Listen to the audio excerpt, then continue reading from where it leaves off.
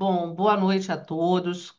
É com imenso prazer que hoje nós vamos receber a ilustre presença do Dr. Oswaldo Ferreira Moura Brasil, que dispensa qualquer apresentação, mas como oficialmente a gente precisa deixar isso registrado, o Dr. Oswaldo Moura Brasil, ele é presidente da Sociedade Brasileira de Oftalmologia, é diretor de assuntos acadêmicos da Sociedade Brasileira de Retina e Vítreo, é doutor em oftalmologia pela Unifesp e fellow em retina pela Cleveland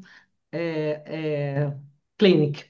E o Oswaldo realmente é uma figura, um expoente, é, um, é de uma linhagem de oftalmologistas ilustres e, enfim, é só gratidão pela disponibilidade dele, da agência, a agenda dele incrível, repleta de compromissos. Ele está aqui hoje, podendo fazer essa sessão conosco. Então, muito obrigada.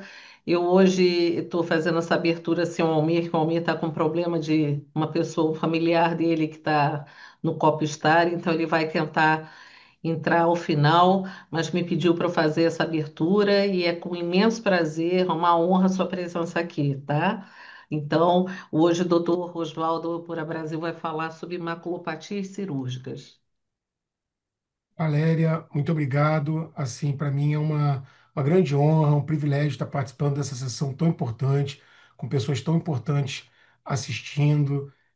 Queria muito agradecer você e ao Almir, que são coordenadores dessa sessão, por ter me convidado para poder falar do tema que eu gosto, um tema que eu pude escolher, que você me deu a liberdade de escolher um tema que eu gosto particularmente de falar.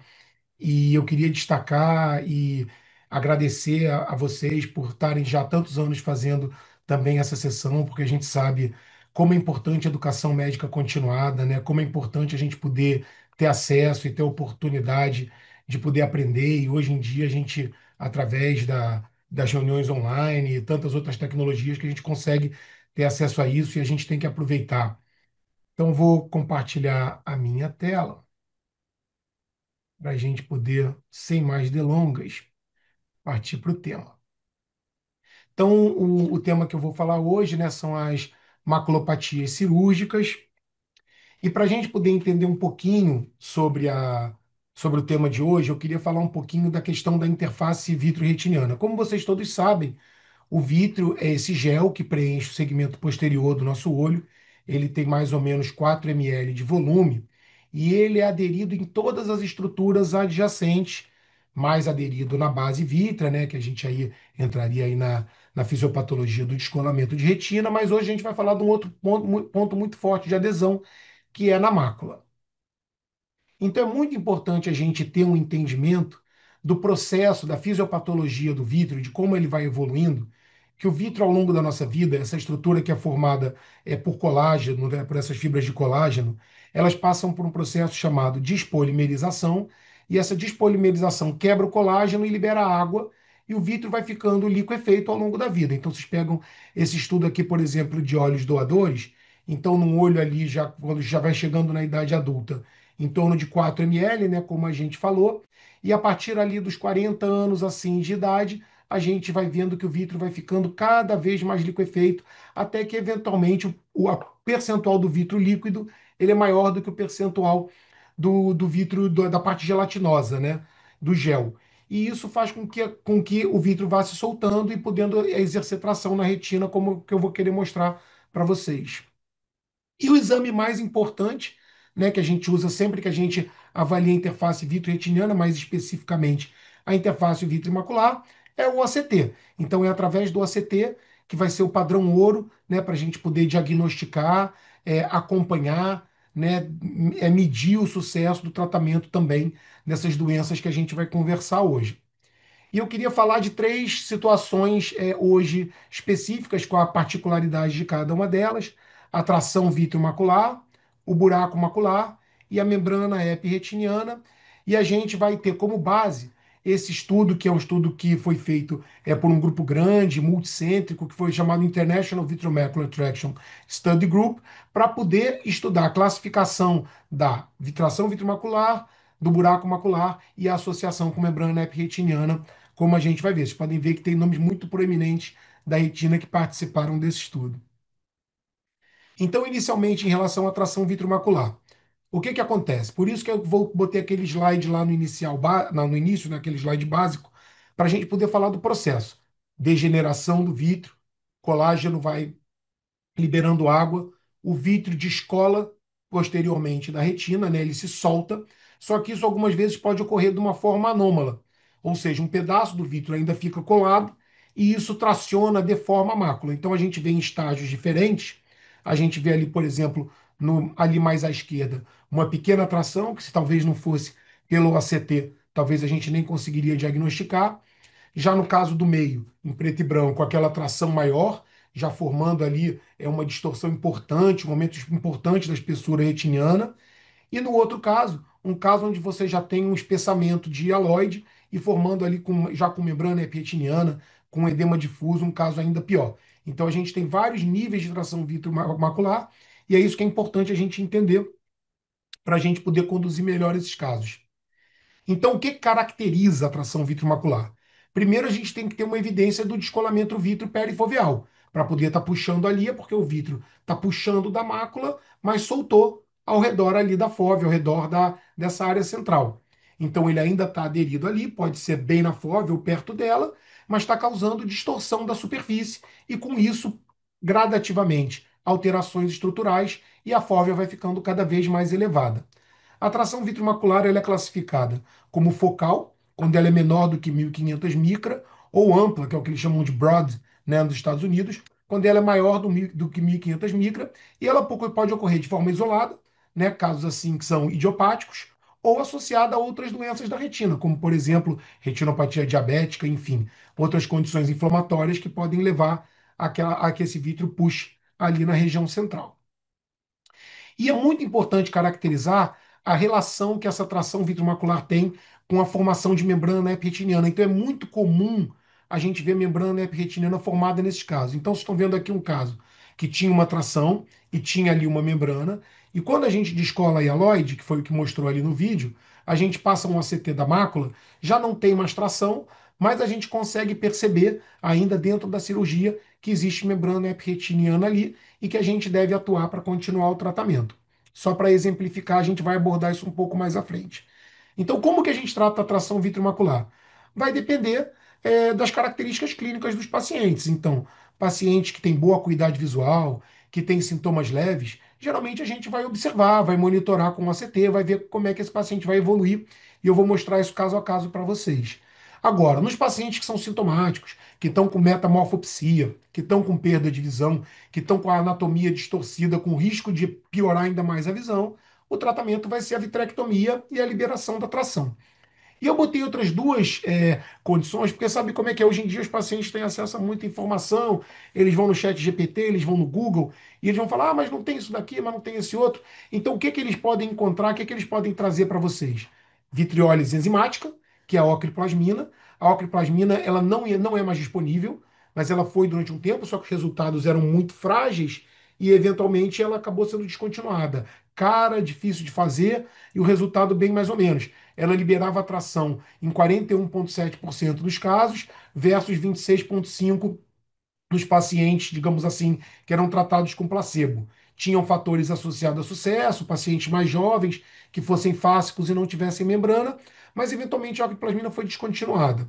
E a vitriólise pneumática, muitos já devem ter ouvido falar, que é você injetar uma bolinha de gás dentro do olho e para ver se essa bolinha balançando dentro do olho, ela vai eventualmente soltar a tração, ela consegue liberar a tração em até 80% dos casos, que parece muito bom quando você pede para o paciente fazer esse movimento chamado drinking bird, né? Ele ficar balançando a cabeça, fazendo esse movimento para que a bolinha de gás empurre e solte a tração. No entanto, a incidência de ruptura retiniana e de descolamento de retiniana foi proibitiva e o estudo prospectivo que foi feito para vitrose pneumática foi interrompido por uma questão de complicações, então ele é um tratamento muito sujeito a complicação e que a gente não deve indicar também. Então, eu queria mostrar para vocês esse caso. Essa paciente foi uma paciente que veio para mim, uma mulher de 43 anos, 20, 25 de visão, achando que a visão estava um pouquinho distorcida. Ela era uma paciente muito atenta e ela tampando o olho falava: Não, mas eu estou percebendo que esse olho está pior. Então, esse é um diagnóstico que, digamos assim, Antes da era do ACT, seria impossível a gente fazer esse diagnóstico. Você não consegue ver isso no fundo do olho. Né? Talvez nem o Donald Guess conseguisse ver, apesar de que ele viu muita coisa que a gente não vê até hoje.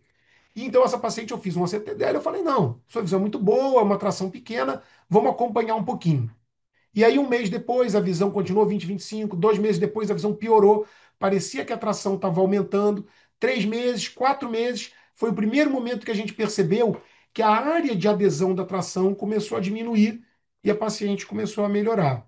Com 6 meses, ela já estava 20 e 20, ainda tinha uma pequena distorçãozinha ali bem no centro da fóvea, nos fotorreceptores. Com 9 meses, já não se percebia mais nada. Opa, perdão, passou uma a mais aqui. Já não percebia mais nada, o vítreo a gente já consegue ver ele bem solto, flutuando ali em cima. Então, esse é um caso, como eu descrevi anteriormente. Pouco sintoma, boa visão, tração pequena, vamos observar, e assim foi feito e a paciente ficou bem. Olhem esse outro caso. Essa daqui também é uma mulher, 46 anos, 2020, assintomática. Ela fez um ACT, eu me lembro desse caso, foi uma paciente que veio fazer um ACT de glaucoma. Ela veio fazer um ACT de nervo óptico e aí apareceu essa tração ali. Beleza, não tem que fazer nada. Mas ela notou um mês depois, ela voltou, opa, tive uma piora. Por quê? Porque a tração começou a puxar. Nesse momento ela já estava 20 e 30 e a gente estava começando a formar um buraco de mácula ali. Seria o que a gente chamava na época da primeira classificação de buraco macular do Donald Guess de impending hole, né? O buraco em formação, que é essa tração, mas o buraco ainda não se completou totalmente. Mas ainda assim, a visão era boa, ainda tinha tração, a gente podia esperar um pouquinho. 2 meses já estava piorando um pouquinho a visão, mas a gente já começava a ver o tecido voltando a juntar ali no centro. Vamos esperar mais um pouquinho. Com 3 meses, a tração já tinha soltado, a visão tinha retornado a 20, 30, a anatomia da retina estava melhorando. Com 4 meses, 20, 25, a anatomia ainda melhor. E com 6 meses, ela estava 20, 20, com o vítreo completamente solto. Então, esses casos, a gente não precisa sair correndo para indicar vitrectomia. A gente pode sempre esperar e ir olhando, acompanhando esse paciente de perto. Estou vendo mês a mês. A gente não está pegando e soltando esse paciente para ver, volta daqui a 3 meses, 6 meses. A gente vai vendo de perto e a gente fica tranquilo no nosso acompanhamento. Esse outro caso já era um pouquinho diferente. Essa daqui era uma paciente com 20/50 de visão. 71 anos, paciente mais velha, geralmente o prognóstico é pior. Então a gente tem lá uma tração que era um pouquinho mais ampla, né? Ela já começava a formar cistos, um cisto grande ali na fóvea, a gente já tinha uma distorção importante da anatomia, e foi um caso onde eu optei por fazer vitrectomia, como vocês estão vendo aqui. Então esse daqui é o processo que a gente usa para liberar a hialoide posterior. Então a gente vai com o vitreófago lá no fundo, juntinho da retina, só no modo aspiração, e vai puxando a hialoide para cima, a gente vai fazendo isso até liberar em todos os quadrantes. Às vezes faz rotura na periferia e a gente tem que tratar com laser, mas dentro da vitrectomia você está preparado e está pronto para isso. Você não vai correr o risco desse paciente fazer um descolamento sem você ver. E aí você faz a troca fluido-ar e a paciente foi para 20/20. Vocês podem ver que a fóvea tem uma anatomia perfeita. Ela tinha uma membrana epretiniana, mas era muito pequena. Era uma membrana estágio 1, que eu optei por não tirar nesse momento. Eu não vi nenhuma necessidade da gente traumatizar mais a fóvea nesse caso.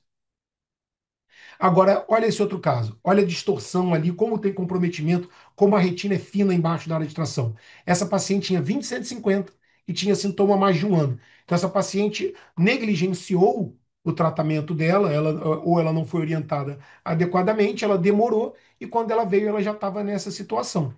Então, a gente vai fazer a cirurgia, não tem mistério. Tá vendo? A gente vai lá e puxa a hialoide posterior. Vocês estão vendo ali o anel de Weiss se formando ali, quando ele separa ali do nervo óptico. Dá para ver já o anelzinho vindo para frente. Então, uma vez que a gente soltou ali, aí depois é só comer o vítreo, não tem mais muito mistério. E a paciente melhora. Só que olha como ela ficou com a retina fina ali na fóvea. Então, a visão dela só ficou 20/60. Então, foi uma paciente que demorou a ser instituído o tratamento. Isso acabou permitindo que ela ficasse com uma sequela. Esse outro caso, essa foi uma paciente que chegou com uma paciente de 64, ali já um pouquinho mais no limite, 20/50, mas os sintomas dela eram recentes. No entanto, percebe como a fóvea era ali distorcida, como tinha cisto.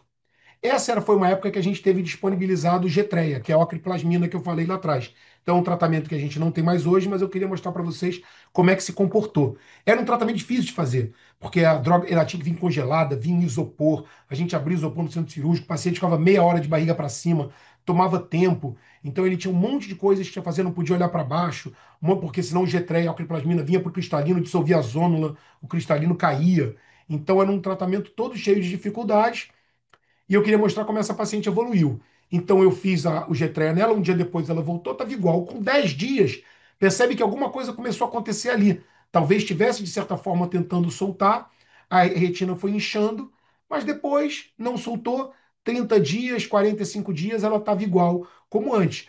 A vantagem do Getreia, da ocreplasmina, é que a gente, na realidade, assim, poxa, se não der certo, você podia ir lá e fazer a vitrectomia do mesmo jeito. Então, aqui mostrando como é que era no baseline, como é que ficou depois do acriplasmina? Exatamente igual. E aqui mostrando a retirada da tração. Nesse caso, eu optei por corar com triancinolona, para a gente poder ter uma visibilidade melhor. E aqui vocês estão vendo que a gente vai soltando. A triancinolona ajuda realmente a marcar ali a areazinha. Então, uma vez que a gente levanta a hialoide posterior, que ela já não está mais presa, a gente consegue comer o vítreo. E essa paciente, após vitrectomia, ficou com uma anatomia muito boa, com 20/20 de visão. Ou seja, pelo fato do sintoma ser recente, apesar da visão dela ser inicialmente ruim, ela acabou ficando muito bem. Agora, esse outro caso, não, olha só. 68 anos, conta dedos. Anos de perda visual. Já tinha fluido embaixo da retina por conta dessa tração toda, um buraco lamelar junto. Então, olha só, a gente vai tirando, parece que você está tirando um chiclete ali da retina, né? Era realmente uma adesão, nem é um olho diabético, porque no diabético, às vezes, você vê isso assim, mas num olho assim, de forma idiopática, é uma coisa menos comum. Então, assim, mas a partir do momento que a gente levanta a tração, nesse caso, por ter uma membrana epirretiniana mais espessa, eu optei na ocasião por aproveitar e fazer um peeling de limitante também, né? Depois eu vou conversar um pouquinho sobre a questão do peeling de limitante nas membranas epirretinianas, mas nesse caso eu achei que valia a pena, porque era uma mácula muito distorcida e eu queria procurar alisar assim ao máximo, né, para a gente poder ter a melhor recuperação de visão possível. E aí depois da troca fluido-ar. E olha como é a evolução de um caso crônico. Um mês depois, ainda tinha fluido. 6 meses depois, ainda tinha um pouquinho de fluido. Um ano depois, a retina já estava assentada, mas tinha muita distorção na superfície. Quer dizer, não muito, um pouco de distorção na superfície, mas principalmente tinha uma perda importante de fotoreceptores e esse paciente acabou ficando com 20/200 de visão. O que parece bom comparado ao conta-dedos, mas logicamente eu preferia ter pego o caso dele de uma forma muito mais precoce. Então, assim, passada a tração vitromacular, vamos entrar um pouquinho na questão do buraco macular, né? Buraco macular é meu tema favorito, é um tema que eu herdei do meu pai, né? Que fez muita cirurgia de buraco macular, e então sempre me interessei por buraco macular e fiz minha tese de doutorado em buraco macular, então é um tema que particularmente eu gosto muito. Então, o buraco macular ele é um defeito anatômico na fóvea, né, e que ele envolve a espessura total da retina, desde o epitélio pigmentário e inclui a membrana limitante interna. Ele tem que perfurar a retina toda, não o epitélio. Esses pacientes geralmente chegam para a gente se queixando de metamorfopsia e diminuição da acuidade visual, e ao longo do tempo eles podem evoluir para um escotoma central. Ele pode ser diagnosticado na biomicroscopia da mácula. Vocês todos conhecem, né? O buraco de mácula, ele parece um salaminho lá no fundo do olho. E quando você joga o feixe de luz, o paciente fala que está faltando um pedacinho ou que está muito distorcido no centro, que é o que a gente chama de sinal de Watsky-Allen. Mas o diagnóstico, hoje em dia, é muito mais fácil através da tomografia de coerência óptica. Em tudo que a gente vai falando aqui, a gente vai voltando lá para o OCT. Então, aí é muito fácil. Você vê ali, a retina está interrompida, como a gente comentou, e esse paciente, num buraco nesse tamanho, nesse estágio, ele já tem um escotoma central, assim, bastante importante. Os buracos eles podem ser primários, né, quando eles não têm uma causa definida, quando eles são esses buracos realmente secundários ao processo ou dos vítros soltando, ou uma combinação do vítreo soltando com um processo degenerativo da própria retina. Existem algumas especulações em relação à fisiopatologia, ou secundários, né, o caso mais comum de buraco secundário é trauma. Eu vou mostrar isso para vocês também. O buraco, a característica mais importante que a gente acaba vendo no buraco é o tamanho, né? E é muito importante a gente saber medir o tamanho. Você pode medir a altura do buraco, você pode medir a base. Existem fórmulas que você pega a base vezes a altura, menos não sei o que lá. Mas o mais importante é o tamanho é o tamanho da abertura do buraco, que é essa medida na área central, é ali que a gente mede, onde as bordas são mais próximas. Existe uma denominação mais atual que a gente costuma falar que é o Minimal Linear Diameter medido nesse centro. E no estudo aquele que eu mostrei lá no início, o estudo do grupo, né, de trações vitro-maculares e buraco macular, eles classificaram esses buracos como pequenos até 250 micra, quando essa medida era 250 micra, médios de 250 a 400 micra, ou grandes, quando eram maiores do que 400 micra. Então, quando a gente já pega, já, digamos assim, uma mudança na, digamos assim, na classificação anterior, que era a classificação famosa do Donald Guess, que era aquela classificação de estágio 1, né, o impending hole. Vocês veem que o buraco não está totalmente perfurado, e por isso na classificação nova falam que isso não é buraco, que seria o famoso estágio 1. O estágio 2, que é o buraco pequeno, né, que é o buraco ainda em formação, é aquele chamado com aquela tampinha, né, o abridor de lata. O buraco 3, que é quando o buraco já tem um opéculo flutuante, o vidro já se soltou. E o buraco 4 que ele pode se apresentar quando você, na classificação do Guess, quando tinha o anel de Weiss, mas eu coloquei aí só para mostrar um buraco muito antigo, muito atrófico, também mostrando que ele pode estar nessa categoria, também seria o chamado buraco no estágio 4. Hoje em dia, a classificação que a gente usa mais, porque é a classificação que ajuda a gente, inclusive, na definição da cirurgia, é a classificação do grupo de estudo CLOSE, que foi um grupo de estudo coordenado pelo Flavinho Rezende, lá no Canadá, e com vários autores do mundo todo, onde eles resolveram fazer uma mudança na classificação da classificação internacional, fazendo o seguinte: poxa, nem todos os buracos maiores do que 400 micras são do mesmo tamanho. Então eles resolveram botar o buraco grande, aquele de 400 a 550, o extra grande, 550 a 800, extra extra grande, 800 a 1000, e o buraco gigante, aquele buraco maior que 1000. Por quê? Porque o tratamento vai ser diferente e os resultados vão ser diferentes dependendo da técnica que você usar. O buraco ele afeta mais mulheres do que homens. A maioria, metade dos casos, mais ou menos, está entre 65 e 74 anos. E é muito raro a gente ver buraco com menor de 55 anos, buraco idiopático, né? Ele tem uma prevalência em torno de 0,2 por mil habitantes, que foi vista no Blue Mountain Eye Study, mas ele já chegou a ter em Baltimore, no estudo de Baltimore, 3,3 por mil. Uma incidência anual em torno de 7,8 pessoas e 8,69 olhos por 100 mil habitantes. Ele ocorre por conta dessa tração antero-posterior do vítreo, né? O vítreo vai descolando, vai puxando, se enruga ali na frente. Quando o vítreo se enruga na frente, ele puxa também pelas laterais, ele abre para o lado, e isso faz com que o buraco vá se abrindo gradativamente. Obviamente que há fatores também que as pessoas acham que pode ter alterações degenerativas na retina diferentes de uma pessoa para outra. Poucos pacientes vão ter a acuidade visual boa, né, vamos dizer 20/50 ou melhor, se não tratados, e a grande maioria vai evoluir para a visão de 20/200 ou pior e vão ficar legalmente cegos por causa do buraco macular se eles não forem tratados. O tratamento é feito através da vitrectomia via pars plana. A gente vai detalhar isso um pouquinho. A gente remove a hialoide posterior, a gente remove a membrana limitante interna, a gente enche o olho de ar e a gente bota gás dentro do olho. Por quê? Porque o gás ele vai servir para empurrar aquela retina ali, tentar de certa forma manter aquilo dali impermeabilizado naquela região e permitir com que, digamos assim, o buraco cele com mais eficiência.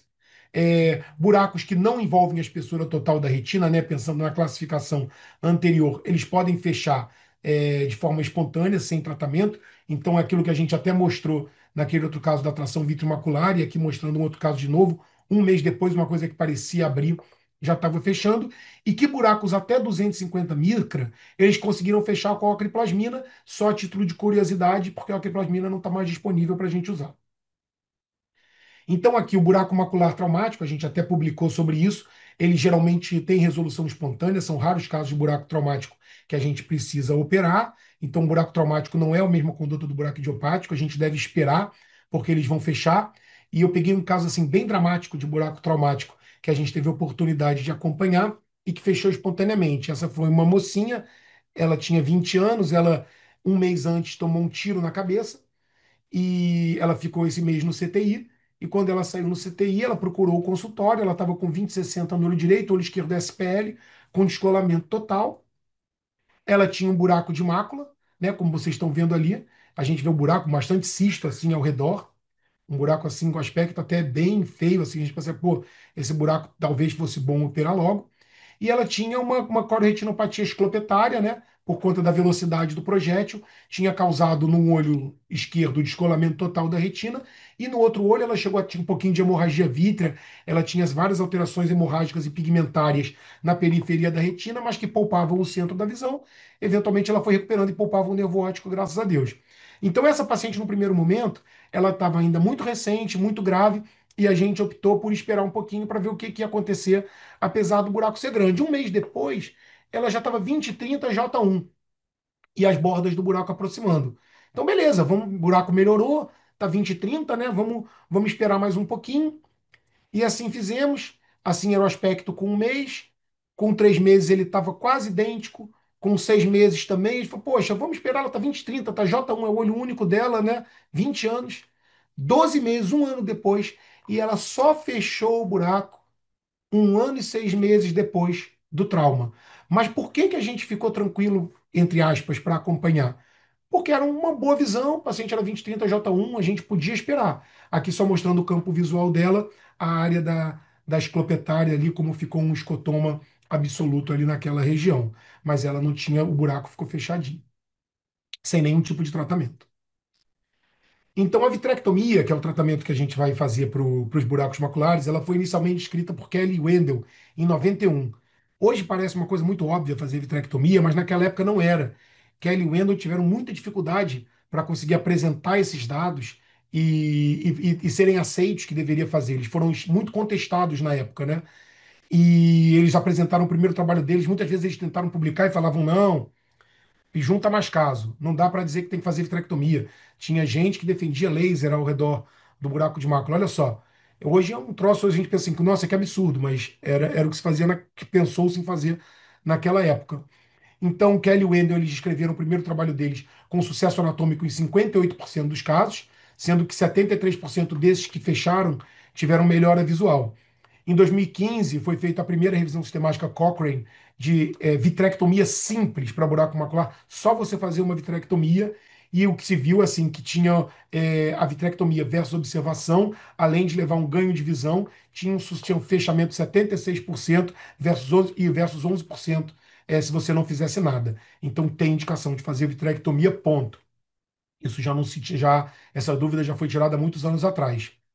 Em 1997, Eckart, na Alemanha, ele introduziu a remoção da membrana limitante interna. O sucesso anatômico subiu muito, 96% a até 100% no trabalho do Brooks, mas que foi um trabalho usando buracos assim muito selecionados, né, para operar, só buracos menores e tal. E realmente você pode atingir 100% de sucesso nesse tipo de caso. E também revisão sistemática Cochrane nessa 2013, lembrando para quem não está às vezes familiarizado com a metodologia, né, dos estudos. Revisão sistemática Cochrane é o nível 1A da evidência científica. Revisão sistemática nível 1, 1A é aquela revisão sistemática que obedece uma série de critérios para que ela seja feita com a maior qualidade. Então, é o que a gente tem de maior evidência científica são as revisões sistemáticas Cochrane, mostrando que a remoção da membrana limitante interna versus a não remoção, além de você ter maior sucesso anatômico primário e final, que seja naqueles casos onde necessitou reoperação, também houve menor necessidade de reoperação. Então a gente deve tirar a membrana limitante interna dos buracos maculares.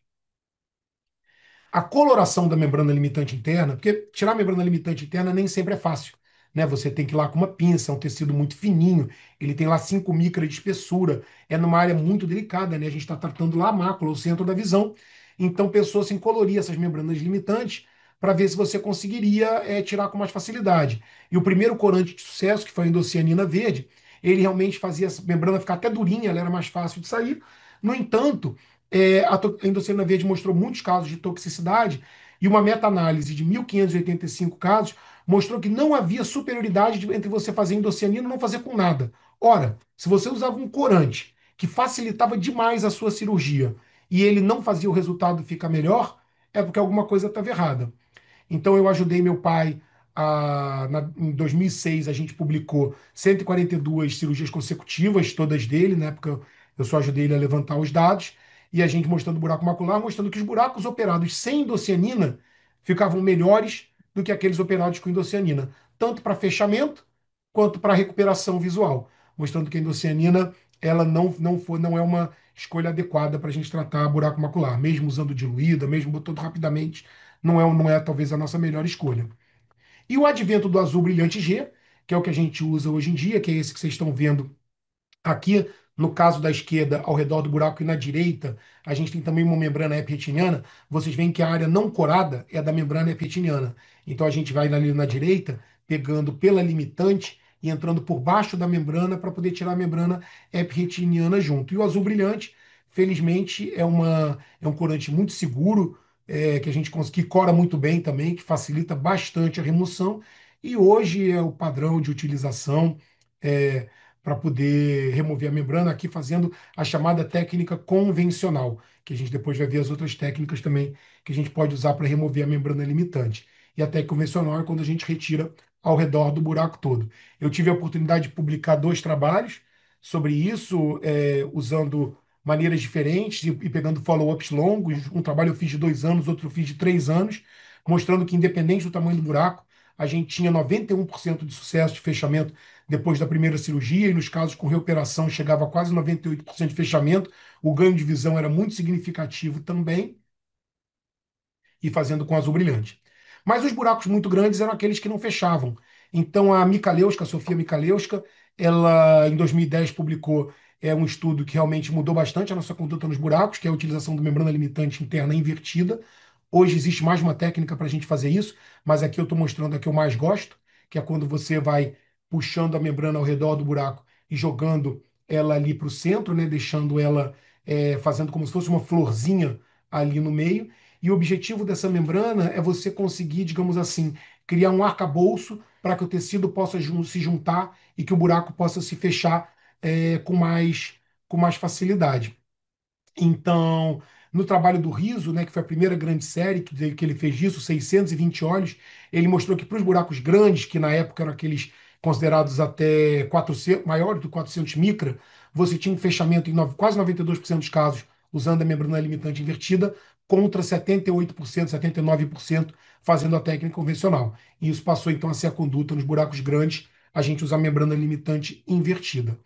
Eu também fiz um trabalho, esse daqui na época do meu doutorado, mostrando o OCT Angiography, né, pegando uma areazinha ali avascular do OCT Angiography e medindo os pontinhos brancos, para a gente mostrar no antes e no depois como às vezes você tem o cuidado que você tem que ter de não jogar a membrana para dentro e fazer ela tocar no epitélio pigmentário da retina, porque isso podia lesionar as células do epitélio pigmentário da retina e causar um dano e apesar do buraco fechar, você às vezes não tem uma recuperação visual.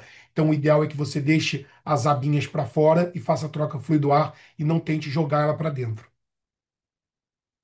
Então, os buracos grandes, e aí volta lá também aquela questão do estudo do Flavinho, mas um guia importante para a gente é esse que é o estudo de Manchester, que ele mostrou para nós o seguinte: isso daqui ele pegou 1.253 buracos operados e ele foi medindo assim, de acordo com o tamanho do buraco, de 50 em 50 micra, qual era o índice de sucesso.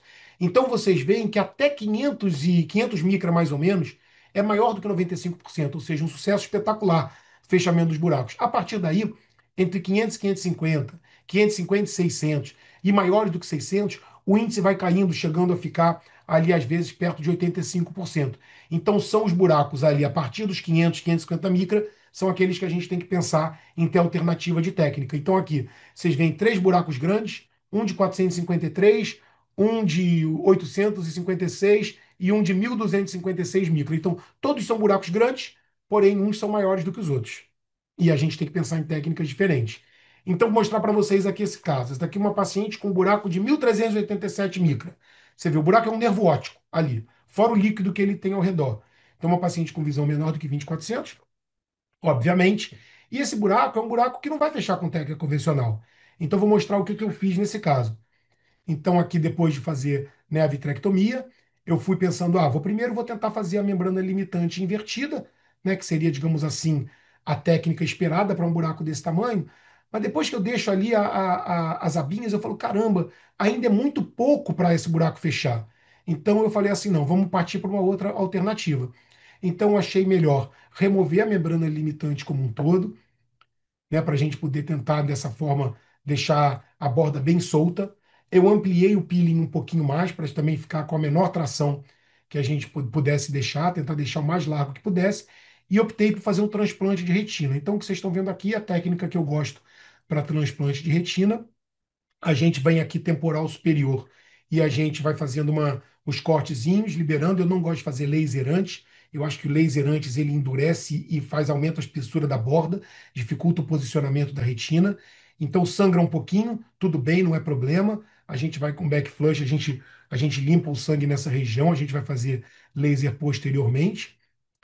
E aí, o que que a gente vai fazer? A gente vai botar perfluorcarbono para a gente ter uma estabilidade no polo posterior, para a gente poder deslizar o flap. E com uma pinça, a gente vai pegar ali na bordinha do flap, desse tecidozinho, dessa retina fina que a gente cortou daquela região, que é uma região completamente fora do eixo visual, e a gente vai arrastar ela até a fóvea para que a gente possa deslizar ela por baixo das bordas da retina, para que a gente possa criar ali um certo tamponamento, uma rolha, né, para esse buraco. É óbvio que a gente sabe que essa área da retina não vai refazer os fotorreceptores foveais. O que a gente vai estar buscando é a aproximação da borda e, de certa forma, uma diminuição do escotoma da paciente. Então, a partir do momento que a gente posicionou ali, a gente pode usar uma espátulazinha para ir deslizando por baixo e ajudando a fechar o buraquinho. Então, com o tecido ficando ali embaixo, a gente tem certeza que, digamos assim, que isso daí não vai sair. E aí, posteriormente, depois da retina bem posicionada, o buraco ali bem fechadinho, aí sim eu vou lá e eu trato com laser aquela região da onde a gente tirou. E no final a gente bota gás para que o gás possa tamponar ali aquela região. Então, esse daqui era o aspecto pré-operatório, né? Menor do que 20/400. E no pós-operatório, o paciente vai para 20/80 de visão. Vocês conseguem perceber ali o buraquinho completamente fechado. E a gente vê na microperimetria como a gente tem uma diminuição do escotoma. Então, se a gente tinha um ponto de fixação inexistente, estava tudo ali sem visão, a gente passa a ter uma melhora substancial do campo ao redor da fóvea e a paciente cria um PRL, né? Que é aquele Preferred Retinal Locus, né? Onde ela vai passar a enxergar lateral, e isso dá para ela uma visão de 20/80, uma qualidade de visão bem melhor. Depois que a gente trata o buraco, a gente tem a escolha por tamponamento, né? A gente sabe que tem que botar gás nesses pacientes. Uns buracos muito pequenos até dá para botar ar, né? A diferença são dos gases é o tempo, né? E a expansão. Então o C3F8 ele vai mais ou menos quadruplicar de tamanho e durar em torno dos 45 a 50 dias. O SF6 ele vai duplicar de tamanho e durar em torno de umas 3 semanas. E o ar absorve em uma semana e ele não se expande. A gente também pede o paciente ficar de barriga para baixo, mas assim, o tipo de gás a ser usado, o tempo de posição de barriga para baixo, não há muito consenso em relação a isso. A tendência é que a gente atualmente busque menos tempo de barriga para baixo e menos tempo de tamponamento de gás com resultados equivalentes, sem tanto sacrifício do paciente. Eu, particularmente, na imensa maioria dos casos, peço ao paciente ficar só as primeiras 24 horas e uso o SF6 pelo tempo menor. Lembrando que o paciente, quando está com gás, ele não pode subir serra e nem pegar avião. Isso, para algumas pessoas, é bastante limitante. 90% de pacientes operados de buraco, eles têm melhora visual após a cirurgia. A gente tem uma variação muito grande em relação à visão melhor ou igual a 20/40, porque os estudos diferem nos tipos e tamanho desculpa, no tamanho e na duração dos buracos. Então, assim, pode chegar até 92% de pacientes, mas também, se a gente for considerar buracos maiores, piores, mais antigos, o resultado não é tão bom assim. E o paciente geralmente vai melhorando aos poucos ao longo dos primeiros anos da cirurgia. Tem histórico, tem estudos que mostram, tipo, 6 anos de evolução com melhora de visão. Agora, lembrar que todo paciente que opera buraco, ele pode ter metamorfopsia permanente. Então, é muito comum o paciente se falar assim, estou fechado, tá 20/20, tá 20/25, mas, doutor, eu vejo aqui uma distorçãozinha, porque lembra que o tecido rasgou naquela região. Então, por mais que você feche, muitas vezes pode ter uma cicatriz. Então, às vezes, a gente tem que manter a expectativa do paciente dentro de um limite de possibilidades, né? Vamos falar um pouquinho de membrana epirretiniana. A membrana epirretiniana também é uma desordem da interface vitreomacular e ela também, algumas pessoas se referem a ela como Pucker macular ou maculopatia celofane, né? O Pucker, ele é chamado dessa forma. Isso aí, na realidade, é uma linha daquelas de costura, né? Que é o franzimento, né? Então, o Pucker é o franzimento das linhas de costura e como isso às vezes parece como ficam as membranas, as pessoas às vezes chamam isso de Pucker. É, a membrana epiteliana ela ocorre por causa de proliferação de células gliais e laminócitos na superfície interna da retina. Ela pode ocorrer de forma idiopática, mas o mais comum é que ela seja o que a gente chama de primária, né, que é a idiopática na realidade, mas que a gente sabe que é associada ao DPV. Então o vítreo se solta, as células gliais acabam proliferando na superfície da retina, mas ela também ocorre secundária a outras retinopatias, principalmente retinopatia diabética, buraco de mácula, como a gente mostrou antes, tração vitreomacular, várias coisas que são associadas ao próprio DPV, mas são outras doenças da retina e tornam a membrana epirretiniana mais comum. No OCT, a gente sempre busca avaliar aumento da espessura retiniana, né, e a integridade dos segmentos, principalmente o paralelismo entre as camadas, porque isso vai significar para a gente também um pouquinho do que a gente tem como esperar dos pacientes em relação ao resultado do tratamento cirúrgico. Ela pode ser assintomática, ela pode se apresentar com metamorfopsia, às vezes o paciente enxerga bem, mas ele vê distorcido, na maioria das vezes ele vai diminuindo a visão ao longo do tempo, e se não tratar, eventualmente a visão central pode ficar muito comprometida nos casos que estão progredindo. Então, na mesma maneira que a gente falou, parece até um copy and paste da atração vitreomacular, paciente com boa visão e sintoma leve, a gente geralmente vai observar, vai monitorizar e vai ver se esses pacientes estão evoluindo, estão progredindo para a gente poder indicar a cirurgia. Então, olha só essa paciente. Essa paciente de 58 anos, pseudofásica 20/20. Você olha o fundo de olho dela, você já vê a membrana epirretiniana. Você já vê aquele reflexo diferente, você já vê o franzimento da retina. Você faz o OCT, você fala, nossa, que OCT feio, tem membrana, tem uns cistozinhos ali, mas ela é 20/20, ela não está sentindo nada. Então, assim, por que que a gente vai tratar esse tipo de caso? Né? A gente tem que sempre levar em consideração o que que o paciente está sentindo e, eventualmente, com o passar do tempo, a evolução. Se ela começar a piorar, se a retina for piorando, o tecido for distorcendo mais, aí a gente vai começar a pensar, às vezes, mesmo em pacientes com boa visão. E quando que a gente vai então indicar a vitrectomia para remover a membrana? Nos casos que são sintomáticos, né? Ou que tem pior evolutivo. Então o paciente está se sentindo incomodado com aquilo, é um pouco que nem catarata. A catarata não está incomodando o paciente, ela não me incomoda. Mas se ela começa a incomodar, se a membrana começa a incomodar o paciente, ela me incomoda também. E aí a gente tem que conversar sobre as possibilidades cirúrgicas. Então, aqui era um paciente com 20/100, uma membrana muito aderida, muitos cistos. Vocês estão vendo que eu vou tirando a membrana, ela parece até um chicletinho na superfície, né, da retina, vai puxando, ela é muito elástica, então às vezes ela é difícil de sair.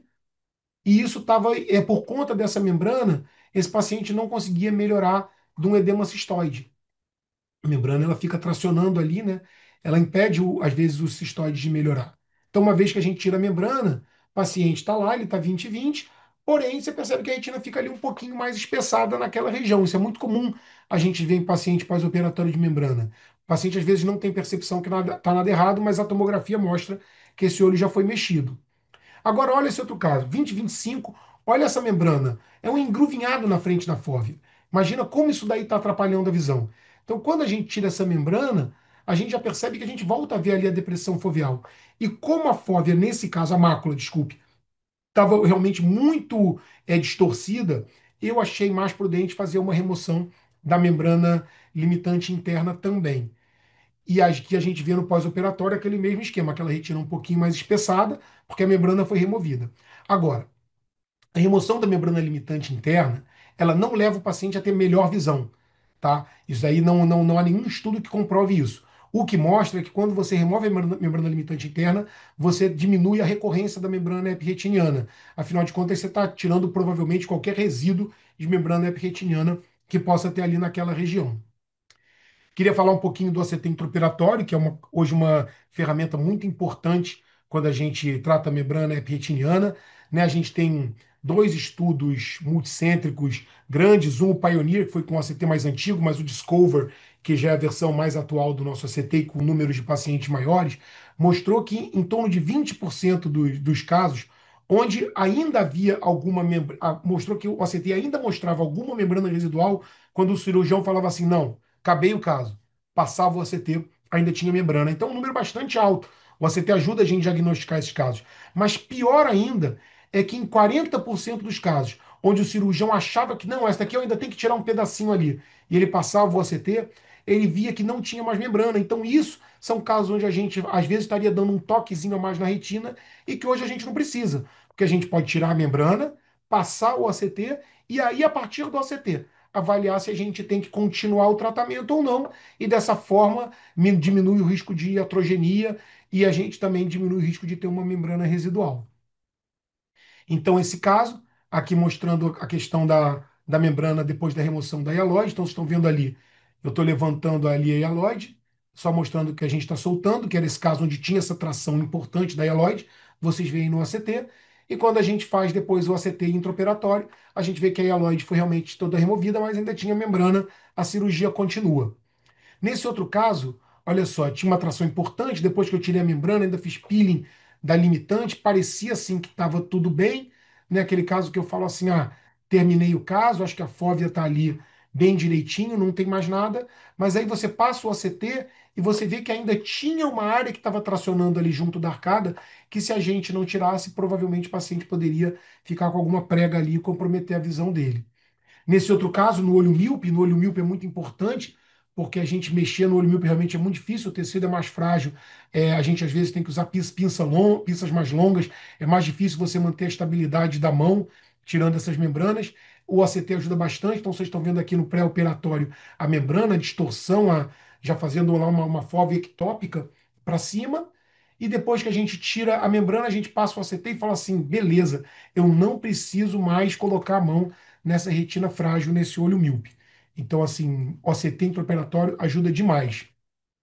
O prognóstico vai depender, obviamente, da integridade dos fotoreceptores, dessa junção dos segmentos externos, né, que eles chamam de cost line, do paciente não ter DRIL, igual a gente usa em edema macular diabético, né, que é a desorganização da retina interna, das camadas internas da retina.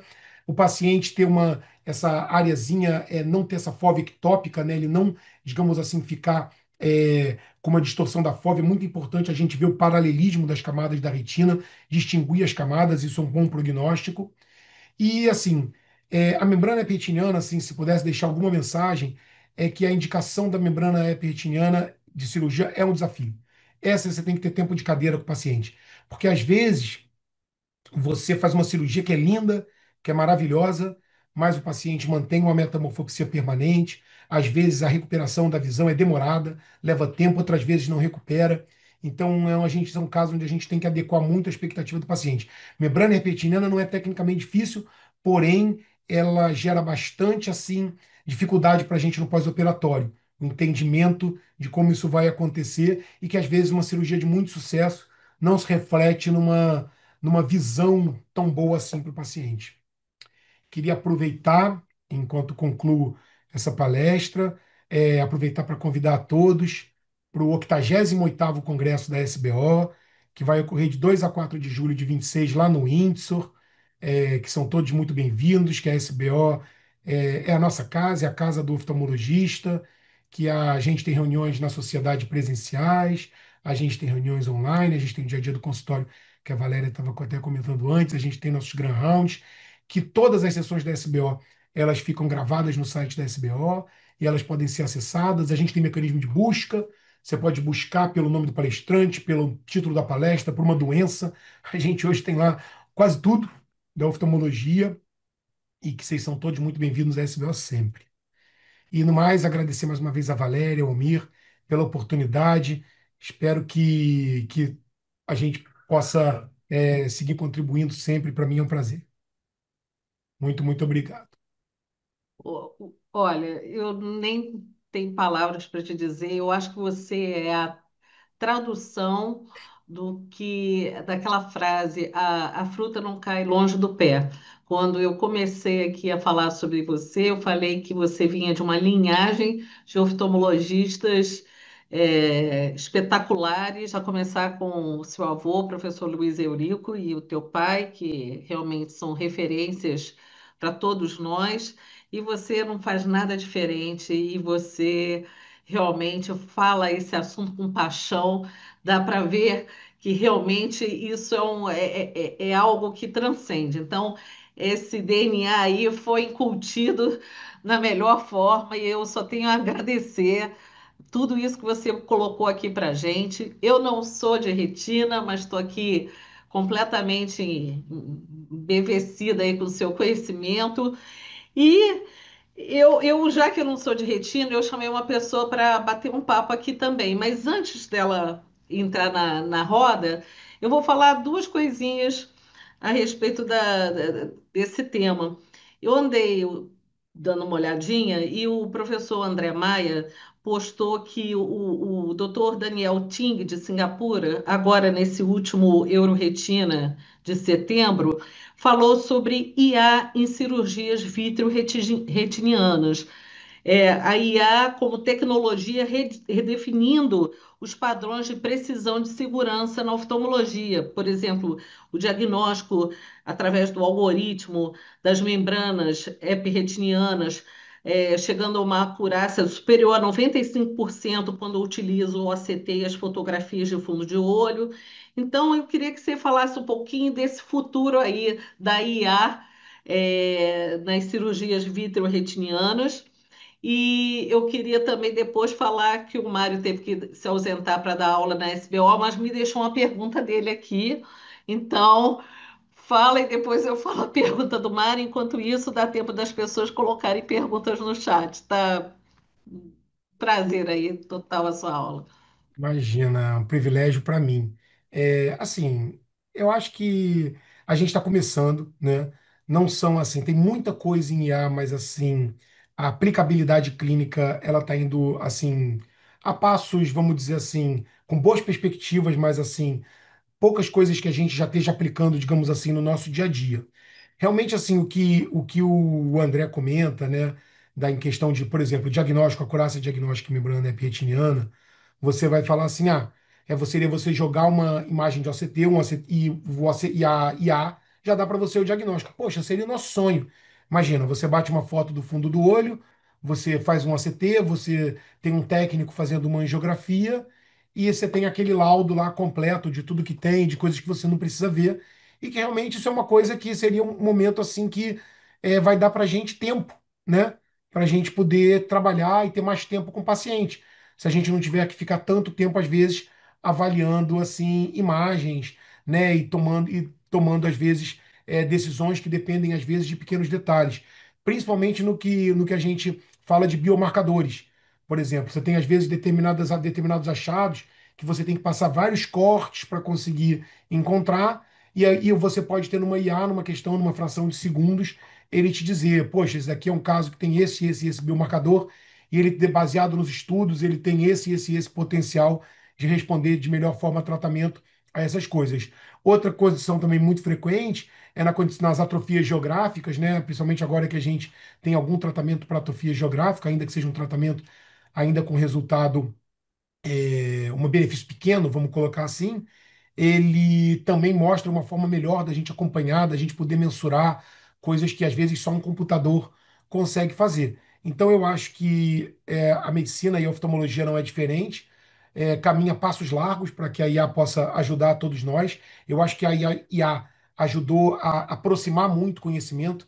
Então hoje uma pessoa com conhecimento não tão extenso sobre uma área, ela sabendo usar a IA, ela consegue se aprofundar e aprender mais, né? É muito difícil para o leigo, porque o leigo, às vezes, o fato dele não ter um conhecimento básico vai induzir ele a tirar conclusões erradas, né? Porque a gente ainda tem alguns erros, mas ele pode ser ajudado por isso quando a pessoa tem um conhecimento. Então, aproximou muito as pessoas, isso é bom.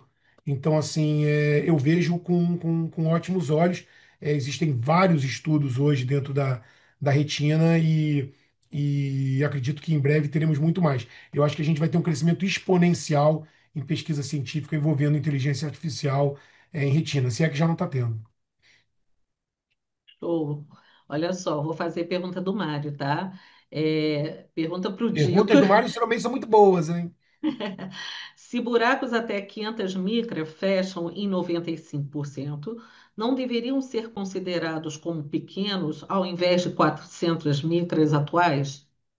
Na realidade, assim, essa foi a classificação, ela a classificação atual, né, digamos assim, o do Close Study, ela foi colocada, digamos assim, no estudo que veio da classificação internacional, porque o Guess, quando ele fez a classificação dele, ele falou o seguinte, que buraco estágio 4 obrigatoriamente tinha que ter mais do que 400 micra. 400 micra era uma mensuração talvez mais simples, numa época pré-OCT, por exemplo, porque você sabia que era mais ou menos um terço do tamanho do nervo óptico. Então você tinha uma maneira fácil de você, ou mais fácil, de você poder medir o buraco. Então ele tinha que ter pelo menos um terço do tamanho do nervo óptico para que ele fosse considerado um buraco grande. E acabou que assim, como a classificação internacional foi feita dessa forma, isso foi usado como buraco grande, como uma base para no close poder botar 400 a 500. O estudo de Manchester, que foi da onde o Mário tirou essa ideia, que é uma ideia brilhante, como tudo que o Mário faz e tudo que ele pensa, não à toa ele é um grande professor nosso e a gente aprende sempre muito com ele. Se você pensar exclusivamente no resultado do estudo de Manchester, você vai falar assim, poxa, os buracos de 500, eles têm resultado semelhante ao buraco de 400, então, por que não dizer que os buracos de 500 eles seriam buracos médios, né? Não pequenos, porque o pequeno seria aquele menor do que 250.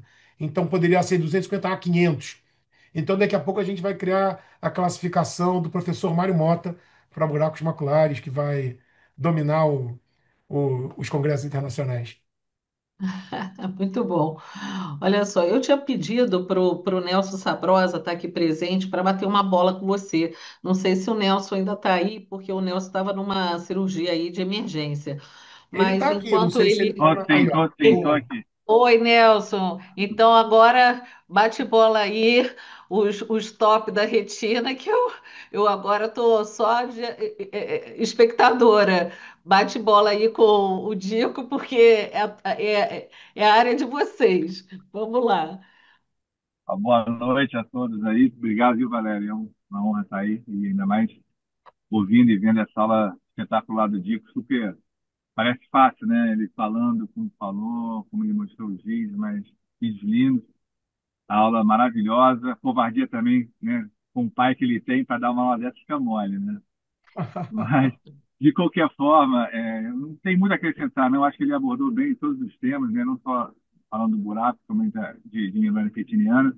Eu acho que o que eu posso acrescentar aí é falar que hoje em dia, né, quando a gente opera a retina, isso a gente até aumentando para descolamento de retina ou outras patologias da retina, a gente hoje opera pensando nessa questão do paciente chegar a 20/20 também. Da mesma forma que o paciente opera catarata, e eu acho que nesse grupo aí tem mais gente que está voltada a catarata e cirurgias refrativas.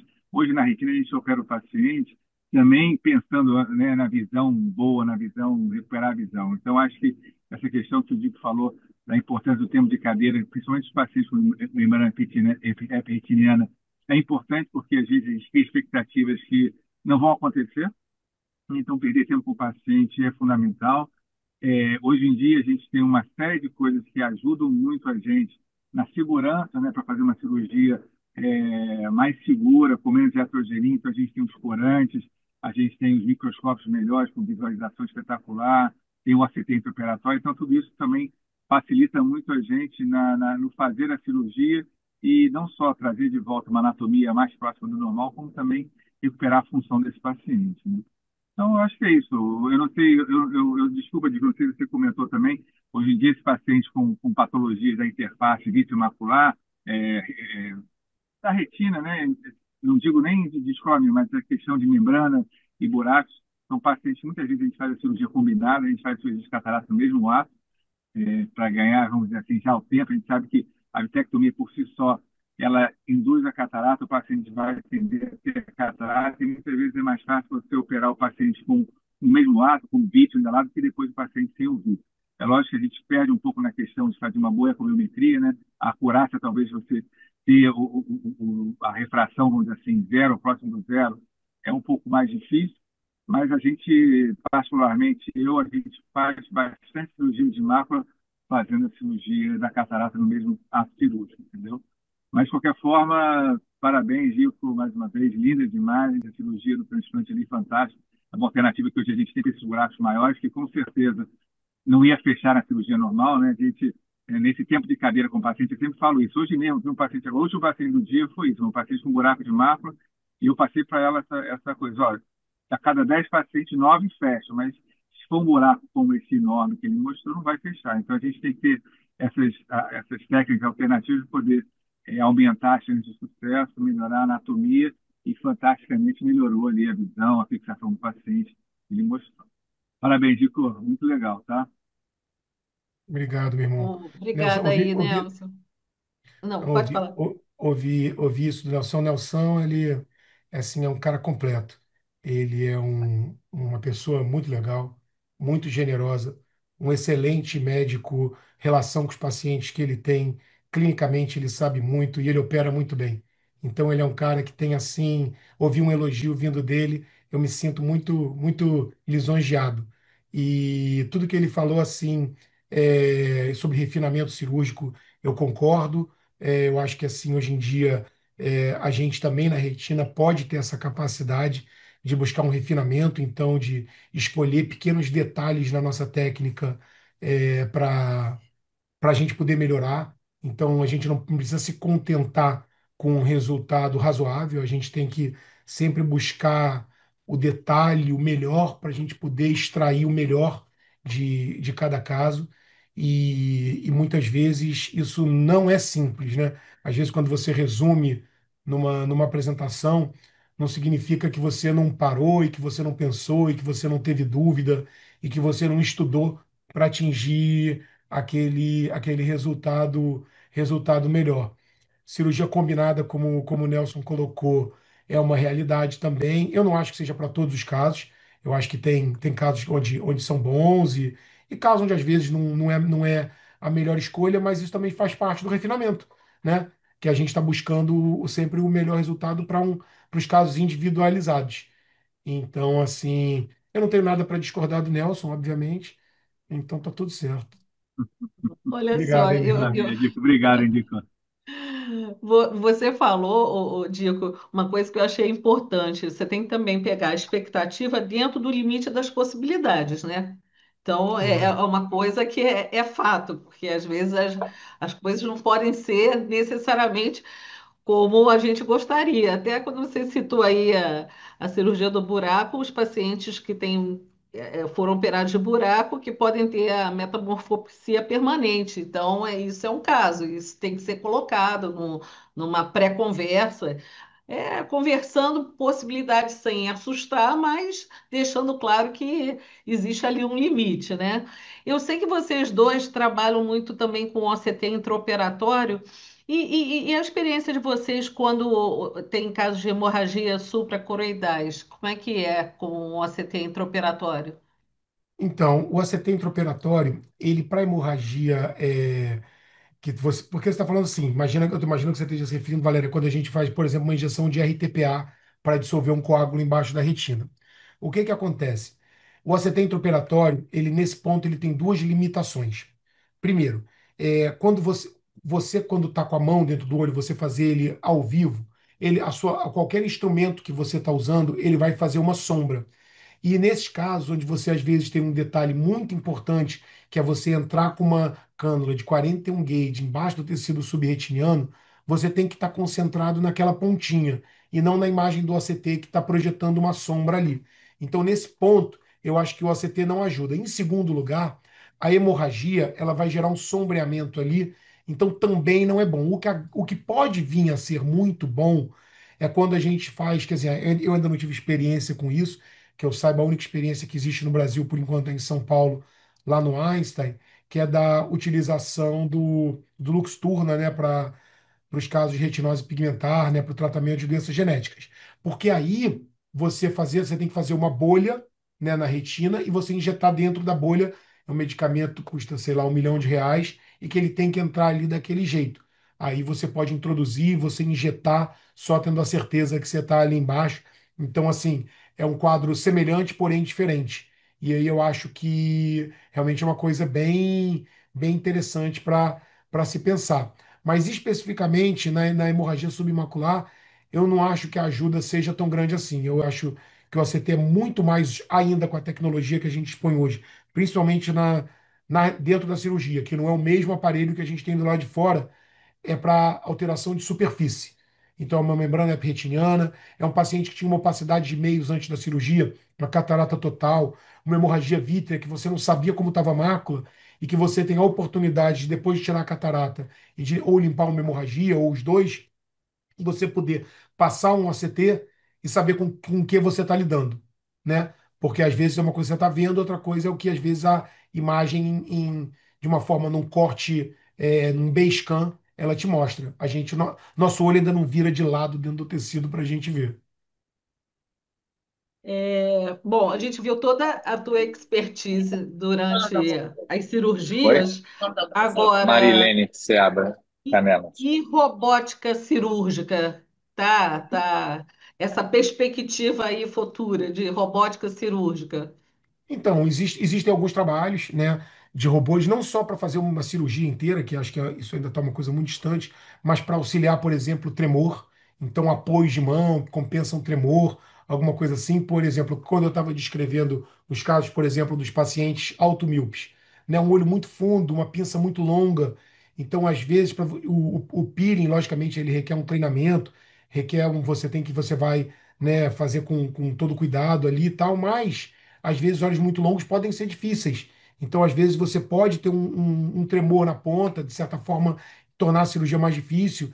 Então, você pode ter uma certa estabilização, mas a gente ainda não tem, assim, Ó, tá no 113, falou? eu acho que Nelson abriu o áudio aí. É, é. Então, assim, eu acho que isso é uma tecnologia que ainda está em desenvolvimento. Não é uma coisa que a gente já tem aplicabilidade nesse momento. Bom, acho que para quem não é da retina, ainda fiz muita pergunta. Estou muito perguntadeira hoje. Que bom. Não sei se tem mais alguém, ou se até o próprio Nelson quer colocar mais alguma coisa. Eu fico muito orgulhosa, porque, assim, aqui hoje é uma sessão também afetiva. O Nelson foi meu colega de colégio.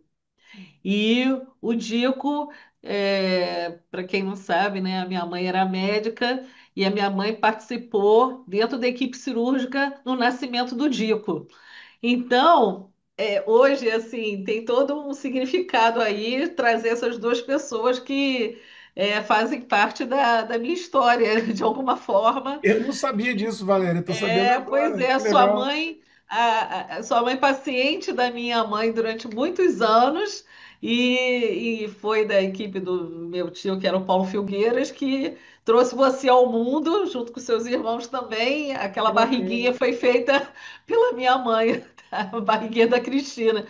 Então, eu fico muito feliz, assim, da presença de vocês, ainda mais por essa questão afetiva aí Que bacana. envolvida. Hoje eu fico triste do Almir estar ausentado porque houve esse problema de saúde na família. Ele realmente está internando uma pessoa da família dele no STAR e ele tentou estar aqui ao final para pelo menos fazer o encerramento, mas acredito que as coisas enrolaram por lá.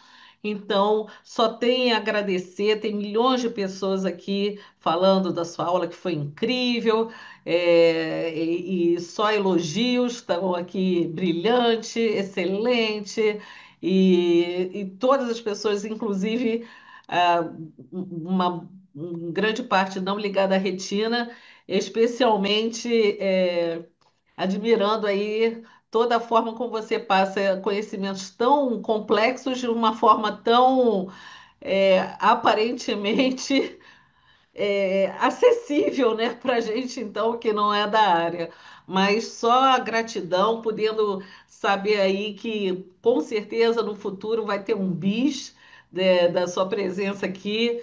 E só realmente agradecer, é uma honra de você ter conseguido, na sua agenda incrível, esse espaço aí para ajudar a gente a divulgar esses conhecimentos tão importantes, tá bom, Dico? Só gratidão mesmo. A gratidão é toda minha. Muito obrigado mesmo. Obrigado a todos pelos comentários generosos e gentis que vocês fizeram. É Merecidos, porque merecidos. estamos entre amigos. Merecidos, merecidos. A fruta realmente não cai longe do pé.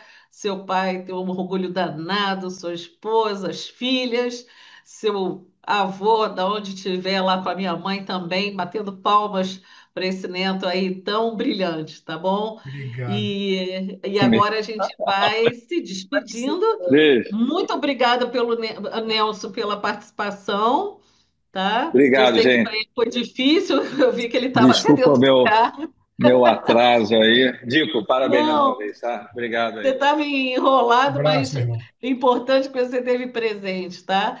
E a gente agora vai encerrando. Agora, a próxima sessão será provavelmente a última do ano, em novembro, porque a gente já está fazendo essa sessão agora, dia 1º de outubro. Não vamos repetir ao final de outubro, até porque tem as sessões da SBO, não vão começar a botar tanta aula assim junta, mas a gente vai encerrar, se Deus quiser, com chave de ouro, agora com o sarrafo lá em cima depois da sua aula. Então Imagino. fica difícil, mas vamos ver quem que a gente consegue aí para manter esse nível que você agora botou lá no alto, tá bom? Então quero Obrigado. agradecer a presença de todos e dar uma boa noite, em especial agradecer aí mais uma vez, tá? Só gratidão. Beijo Beijo, grande, obrigado. boa noite a todos e até a Tchau. próxima.